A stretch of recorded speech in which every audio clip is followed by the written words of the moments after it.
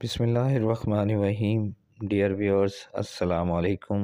Welcome to our channel, जहां पे आप जान सकते हैं डिफरेंट मुस्लिम नेम्स के उर्दू मीनिंग।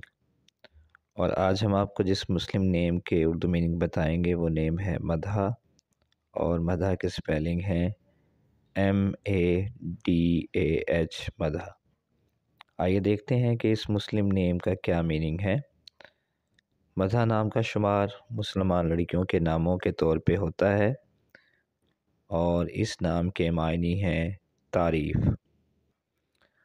बहुत शुक्रिया वीडियो को एंड तक देखने का। अगर आप किसी भी नेम के मीनिंग जानना चाहते हैं तो हमारे चैनल पे जाके बहुत से नेम के मीनिंग अवेलेबल हैं, वहाँ जाके आप वो मीनिंग देख सकते हैं।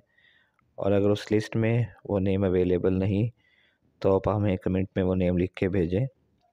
हमारी ये कोशिश होगी कि जल्द उस नेम पे वीडियो बनाकर अपलोड करें। बहुत शुक्रिया वीडियो को एंड तक देखने का। अपना ख्याल रखिएगा। अल्लाह हाफिज़।